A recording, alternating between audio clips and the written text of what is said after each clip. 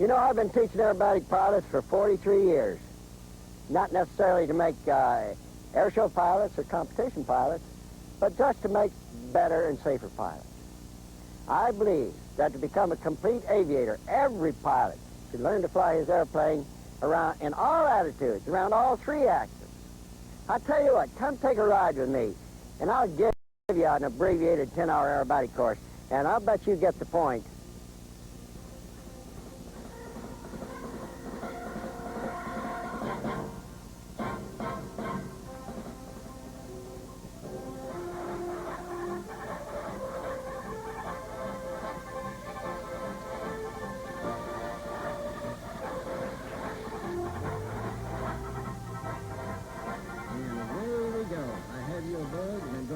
You through 13 meters from both inside and outside the airplane. My inside camera is mounted on a tripod where the front seat normally is. It is mounted at the steepest eye level and will be turned to give you both a straight ahead and a side view of the maneuver. Cameras on the ground will give you a look at them from the outside. Okay, now let's climb on up to the aerobatic altitude and get started.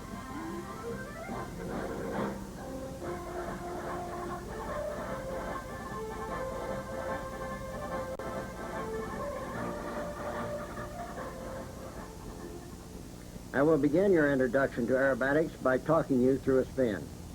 First, we will climb to altitude and level off. Lined up over a road or other visible landmark, after making two 90-degree clearing turns, we will throttle back and raise the nose to about 20 degrees above the horizon and hold it there with back pressure. Just as it slows to a stall, we will bring the stick all the way back and apply full left rudder. As the airplane falls into a spin to the left, we will count the half turns to 1.5 turns. Just before finishing the last turn, we will kick in full right rudder and break the stall with a sharp application of forward stick to stop it on the point. Now, we don't want to spin this airplane if there's anybody under us, and that's the reason we're making these clearing turns, both of them to the left. We're doing this so that we can get lined up over a road as we roll out of the last turn and get ready for the spin. Should be coming up on it just about now. And looking through the camera here now, we've got it level, and let's throttle back. Okay, now we're bringing the nose up. Throttle's coming clear back now, all the way back. The stick is coming back, almost to a stall now. Okay, let's come in with full back stick and full left rudder. There's a half, and there's one, and get ready, recover on 1.5. Now, as we bring the nose up to straight and level, we'll come in on the throttle and bring the RPM back up to normal cruise.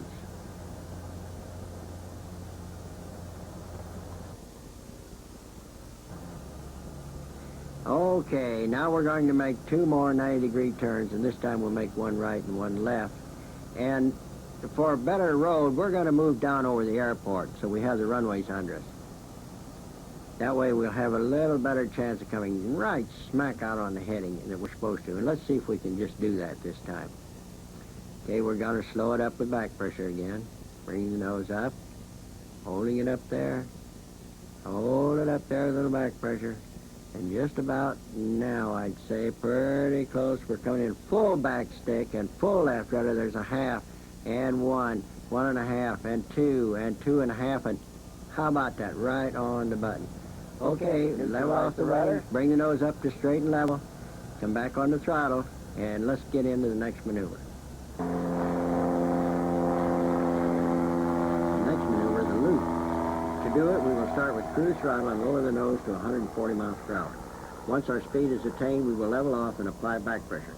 When the nose passes through the horizon, we will bring in full power. As the airplane continues upward in the first half of the loop, it will lose airspeed. As it does, the elevator will become less effective and spoil the constant radius of the loop, unless back pressure is increased to compensate for it. When the airplane nears the inverted position with its slowing airspeed, gravity with less centrifugal force will begin to pull it down. To overcome this, back pressure must be slightly reduced at about 15 degrees before reaching apogee. After 1 second, the airplane will have traveled about 30 degrees. At this point, we will again increase our back pressure and decrease our throttle to maintain the radius without increasing G-forces as we return to level flight. Okay, coming in on back pressure now. Pulling the nose right on up, increasing the back pressure, but right about here now, 15 degrees before we go over the top, we ease off the back pressure. Now we start back on it again and reduce our throttle so that we come out the bottom, make a nice round loop without increasing any G-forces. Well, that came out pretty good. Let's turn around here and get in position and take a look at it from the inside.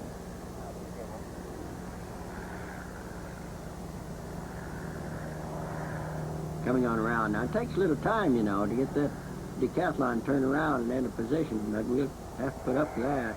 It's not like a jet that some of you fly. Okay, here we are back inside the airplane, reaching our airspeed, leveling off, staying right along the edge of the taxiway there, coming in on the back pressure, up we come. Now, right about this point, we're going to ease off the back pressure, and here we're coming back on it again. Now we're going to reduce our throttle and bring the nose up and nice and round and stop it at level flight in a perfect loop.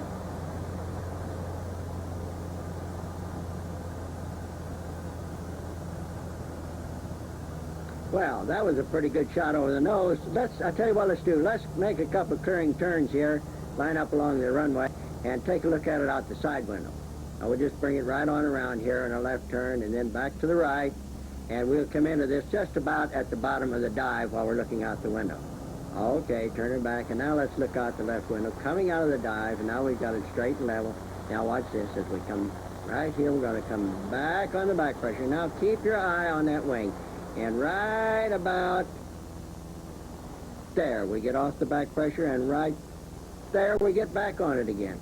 Of course, we're reducing the throttle, too, just a little bit to make it nice and round on the bottom. And really, we've got a pretty good loop.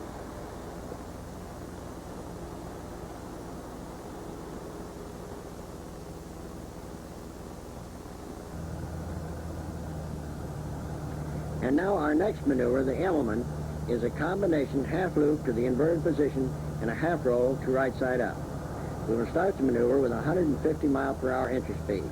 When the airplane completes the first half of the loop, we will stop it there with forward stick. From this position, we will apply left aileron and right rudder. As the airplane rolls to knife edge, we'll ease off the right rudder and come in on the left. At this time, we will be reducing forward pressure and continuing left aileron and rudder until we are again straight and level. Let's take a look at that from the outside. We've got our speed. Here comes our back pressure. And bring the nose up, continue the back pressure, and stop the airplane upside down right there with forward pressure. Now left aileron and right rudder. Now come in on the left rudder, and we'll roll it to right side up and straight and level. Now let's take a look at it in stop action.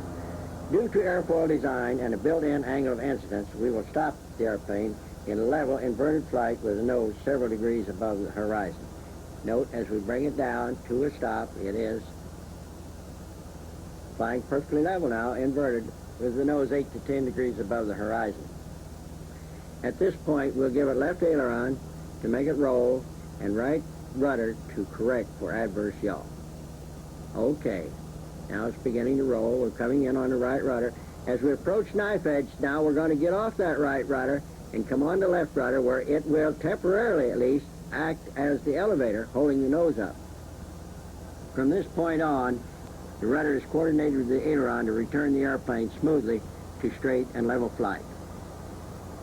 Now let's get back inside the airplane and get a shot over the nose. We're coming out of this shot just as we finish our dive, holding it on the runway in straight and level flight. Okay, right about here, we're going to apply back pressure, bring it right on over the top and stop it with forward pressure, and we're going to hold it right there. Okay, using left aileron and right rudder, we'll start the roll, left rudder, get off the forward pressure, and return to level flight. Wow, that's a mouthful. The hammerhead is a maneuver in which the airplane is climbed vertically until it can no longer sustain its climb. Then, just before stalling, it is pivoted 180 degrees to descend on the same vertical path it climbed. To do this, we will begin with cruise throttle and an entry speed of 130 miles per hour. We will look over the nose to keep the airplane straight as we begin the pull-up. As the nose comes to the horizon, we will come in on full power and turn our eyes to the left wing. When it becomes perpendicular to the horizon, we will stop it there with forward pressure. With the airplane stabilized in this position and slowed to a near stall, we will apply full left rudder to pivot the airplane and enough right aileron to keep it from rolling. As the airplane approaches the vertical down line, we will reduce the throttle and neutralize the controls. With the nose straight down, we will further reduce the throttle to avoid excess speed and G-loads and apply back pressure to bring the airplane back to level flight.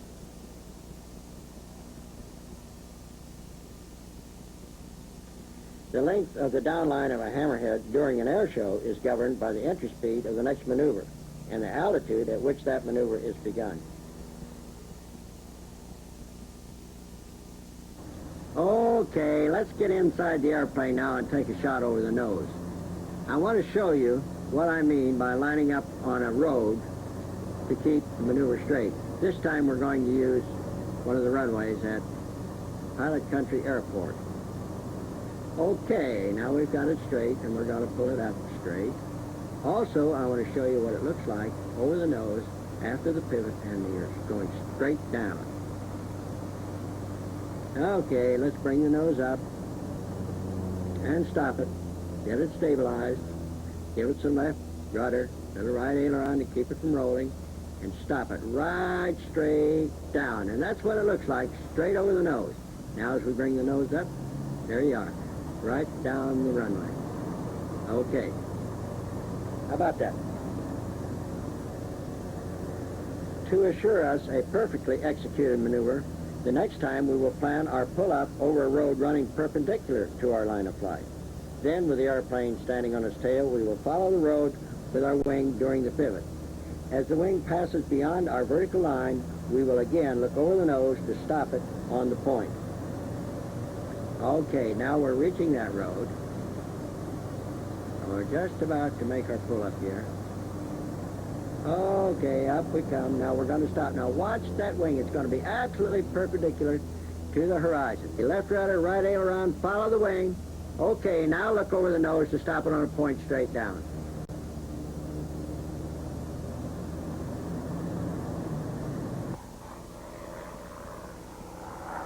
Okay, let's have another look at that complete maneuver. We're bringing it right straight up. We're going to stop it perfectly vertical. Give it a little left rudder and some right aileron. Make it pivot. Keep the wings level. Straight down. Recover. Beautiful hammerhead.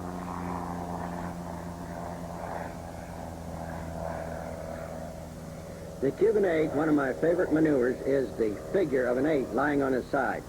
Doing it is sort of like putting two Immelmanns back to back. The difference is in the half roll point.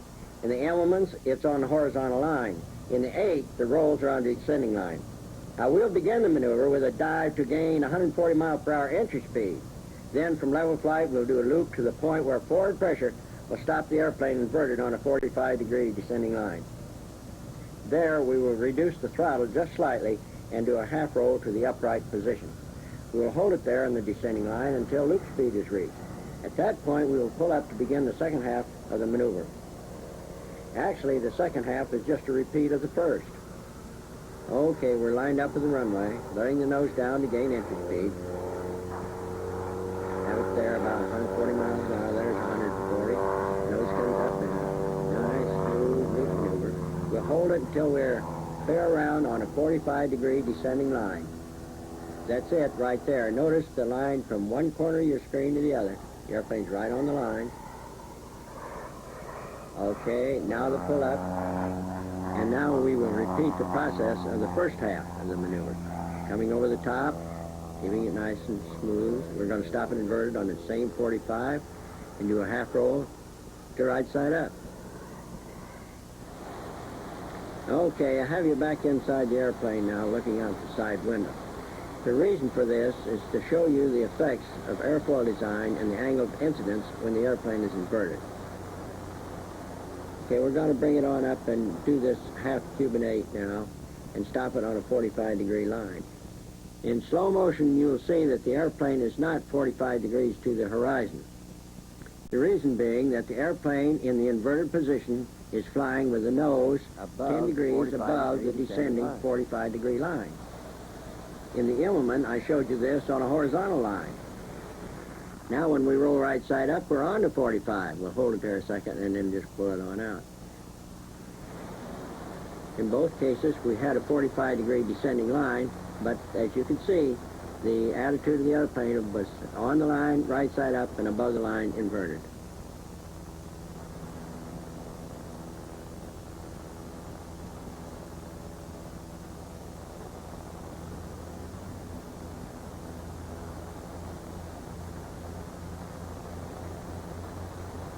once more over the nose, and once more we're using the taxiway at Pilot Country Airport for a reference. Holding the airplane down now, just about now we're going to bring the nose up, make it nice and smooth, keeping the back pressure, and pull it in just a little bit there. Bring it over, and we're going to stop it with forward pressure there. And unlike the Immelmann, we're going to continue that forward pressure all the way through the roll because we got to continue in the dive after we finish the roll. In an Immelmann, of course, you roll out horizontal. That's the reason you get off the forward pressure. Not so in a Cuban 8. Now watch this. Coming down, we're going to stop it with forward pressure. We get forward pressure, left aileron, right rudder, left rudder. Continue the forward pressure because we must continue the line. Okay, now it comes. It's time now we talk about the airplane's axes. The vertical axis is a line running vertically through the cabin about which the airplane yaws. Even as we are making turns, the airplane is yawing around the vertical axis. More obvious examples of flight around the vertical axis are found in spins and hammerheads. Contrary to public opinion, there are no excessive G's on my airplane while it's spinning. It is a free-falling object rotating around its vertical axis. 1/2, 1, recovery. Excessive G's can only happen during the recovery of a spin. Okay, we'll talk about the vertical axis of the airplane while doing a hammerhead. Now we're going to pull it straight up as you've seen before. Stop it right there. Now with full left rudder, you can see we're going to pivot it right around that vertical axis. By checking the left wing, you can see that we've rotated 180 degrees around it. As we all know, the horizontal axis of the Decathlon runs from wingtip to wingtip. It is this axis about which the airplane pitches. A typical example of this pitch is found in a loop. Beginning in a dive for speed, the nose pitches down. As back pressure is applied to begin the loop, it pitches up. Anytime the back pressure is increased or decreased while in the loop, the pitch changes. At that point in the loop where we ease off our back pressure, we change the pitch around the horizontal axis. Coming down the backside, when we put it back on, we change the pitch. Coming back up to level flight and level off, we change the pitch around the horizontal axis again.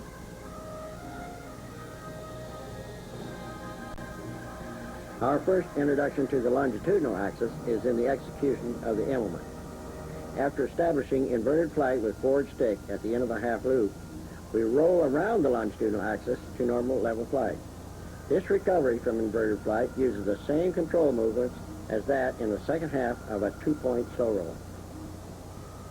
Actually, any roll we do is around the longitudinal axis. Furthermore, even when you're flying straight and level and the wing goes down, it's a slight roll around the longitudinal axis. Some big jets, Dutch roll around the longitudinal axis. Okay, now that we've covered the axes, let's go on to the next group of maneuvers. We're going to start out with knife edge, go to half roll, two-point roll, and slow roll. Then we're going to continue with reverse Cuban 8, barrel roll, and snap roll. In my building block method of teaching, the slow roll is taught in segments. First, knife edge flight, then the half roll. When these two are combined with the Immelmann recovery, they form a two-point roll. When all three are put together in one smooth, non-stop maneuver, we have a slow roll. With one exception, to prevent duplication on this tape, we will do all the maneuvers the easy way, to the left.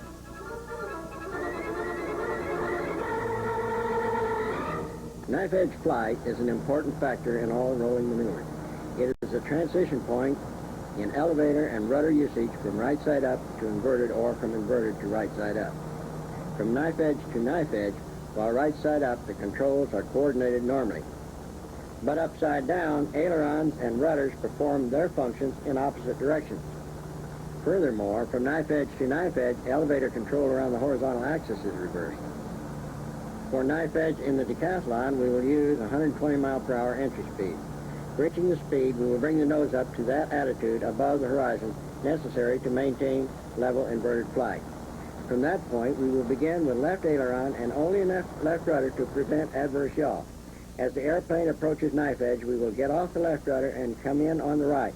At the same time, we will go from back pressure to hold the nose up to forward pressure. Reaching knife edge, the ailerons will hold the wing perpendicular to the ground. The rudder will act as the elevator to hold the nose up, and the elevator functioning as the rudder will keep the airplane on a straight line. Well, we got through the knife edge pretty good looking straight ahead. What do you say we go down on the ground now and have a look at it from there? The plane is going to enter the picture just as it begins to roll. Over we go. In slow motion, we see left rudder coming in to act as an elevator. At the same time, we see the nose is about 10 degrees above the horizon. Now we'll see how this works in a half roll. To execute that roll, we will again use 120 miles per hour. And again, pulling the nose up, we will begin the roll with left aileron and a bit of left rudder. We will transition to right rudder and forward pressure as we approach knife edge and hold it there until inverted flight is reached. At that point, aileron and rudder will be neutralized with forward pressure being maintained to keep the airplane in level upside-down flight. And here we go. The nose is coming up, left aileron, left rudder, then right rudder and forward pressure, and we'll stop it right there. Okay, let's roll it back out now.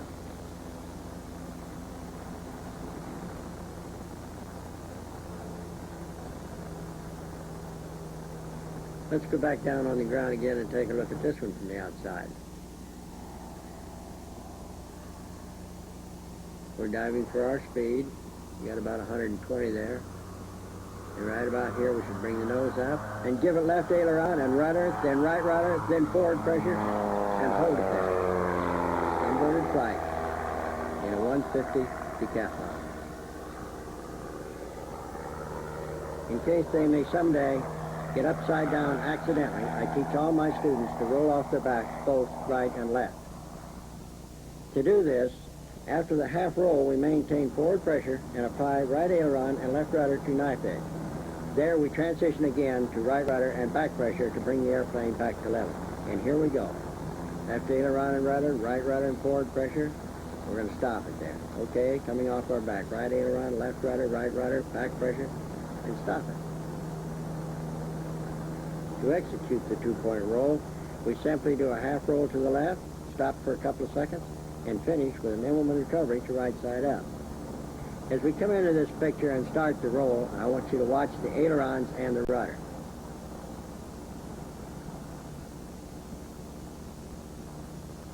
As we start our dive, watch the controls. Watch the elevator and the ailerons and the rudder. You get a good idea what happens. Look at the ailerons. See them deflected? Now it's stopped. Now watch the ailerons deflect again. The rudder come in. Now watch the ailerons go back to normal as we come back to level flight.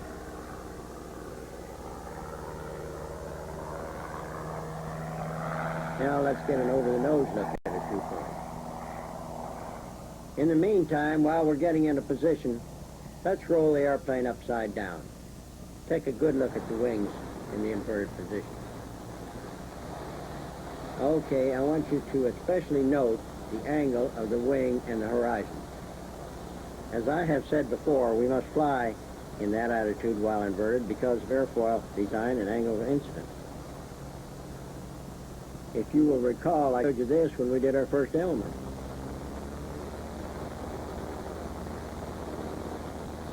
Now, let's take a look at that two-point. Bring the nose up. Left aileron and rudder. Right rudder and forward pressure and stop it. Left aileron, right rudder. Left rudder, back pressure and stop it. Now, let's put it all together into a slow roll. The true slow roll to most pilots is the biggie of aerobatics. But to my students, it's a simple application of the techniques learned in the build-up to it. We simply put two halves of a two-point roll together without stopping upside down. Now watch. We're going to get lined up here. Pick up a little speed, 120 miles an hour. Okay, about here we're going to bring the nose up and begin with left aileron and left rudder, then go to right rudder right there, forward pressure, and we're going to hold it there. Now we're coming off the forward pressure right there, off the right rudder, on the left rudder, continuing the ailerons, continue all controls and neutralize at level flight. Now let's see if we can do that well from the inside of the airplane, looking over the nose.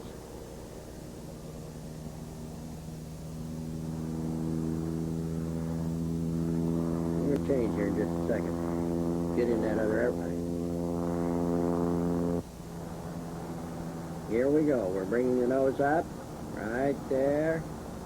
Left aileron and rudder, right rudder and forward pressure. Continue the controls, left rudder off the forward pressure, neutralize.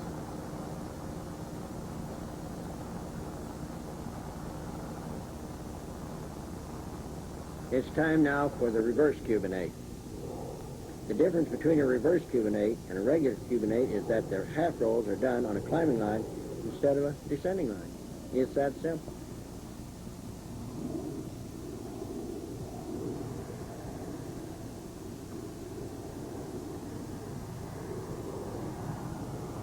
We'll begin with 140 miles an hour and bring the nose up to a 45-degree line, the same as an inside Cuban 8,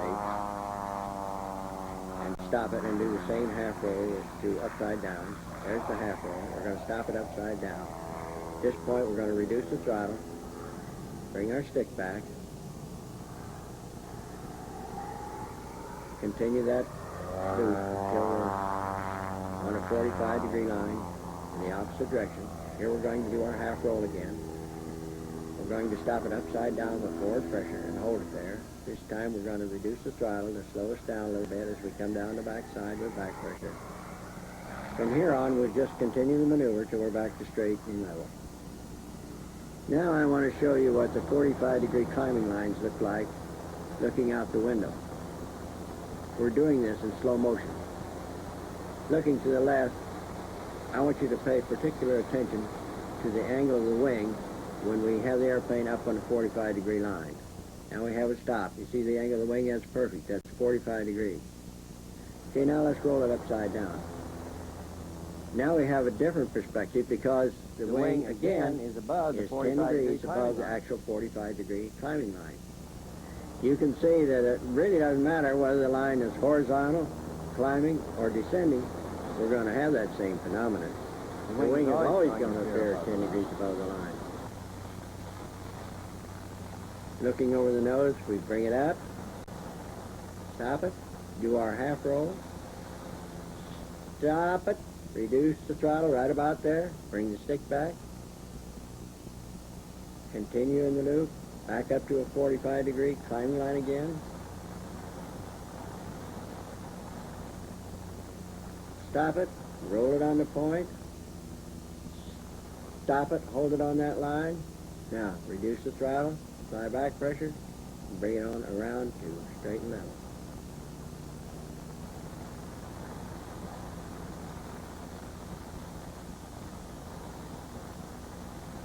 From here, we go to the barrel roll, which, unlike a slow roll, is done around a point 20 degrees off heading. The object is to reach knife edge 20 degrees above the point, inverted flight 20 degrees beyond the point, and the second knife edge 20 degrees below the point, then back to straight and level. With 130 mile per hour entry speed, at level flight, we will apply back stick and coordinate this with left aileron. Since we will be climbing and turning to the left, no rudder will be needed. As the airplane goes through knife edge, we will begin easing off the back pressure, and due to the decreasing airspeed, add more aileron. After going through the inverted position and reaching the second knife edge, we will begin applying back pressure again to bring the airplane back to level. At the same time, we will bring in rudder to coordinate with aileron during the last quarter of the roll. As we start, we will coordinate back pressure and aileron.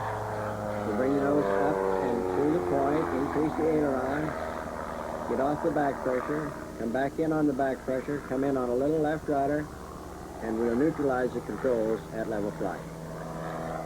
Looking at it from over the nose, we will begin with back pressure and aileron together, bring it up to that knife edge point, increase the aileron, get off the back pressure, come back in on the back pressure and give it a little left rudder, and with coordinated controls, we'll bring it back up to level to complete the barrel. It's time now for our last maneuver, the snap roll. Snap rolls are in essence spins on a horizontal plane. I like to do introductory spins as we taught them during World War II. To do this, we will slow the Decathlon to 80 miles per hour. Then let the nose down until the airspeed reaches 95. At that time, we will bring the nose up with increasing back pressure. After it passes the horizon, we will go full throttle and snap the stick back sharply and kick in full left rudder. The abrupt back pressure will stall the airplane. The rudder will cause it to rotate. To speed up the rotation, we will add aileron immediately after the snap occurs. About 3/4 of the way through the rotation, we will come in on opposite rudder and aileron and break the stall with forward pressure. As the rotation stops, we will return the controls back to neutral. Now let's look at it from the outside. Now watch closely because this happens fast. Up we come, over we go, and there we are. Inside looking over the nose, we'll get a different picture. We'll clear ourselves here. We'll bring it around and stop it on a line. Right there. Now we're going to slow it up to 80. Let it down to 90.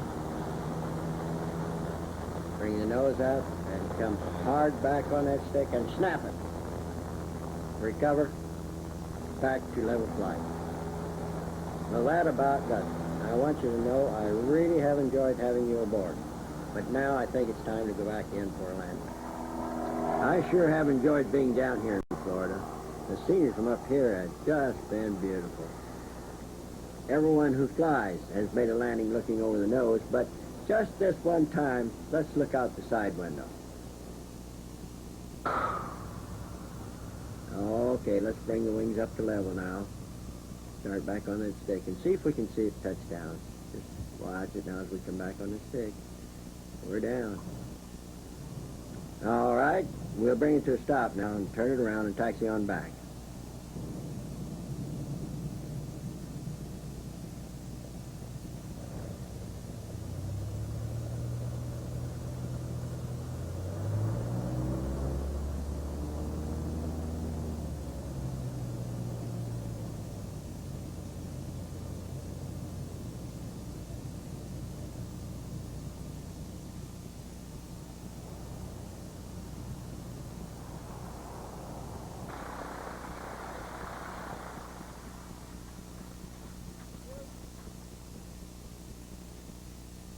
Okay. The tape you have just seen was created as a training aid. Now, we had to do this for clarity and depth perception on an FAA low-level waiver. Now, this is not an endorsement of low-level aerobatics, not in the least. Now, if after having seen this, you'd like to take an aerobatic course, go to a reliable aerobatic school where you'll be flying certificated aerobatic airplanes at 3,500 feet. Happy flying safely.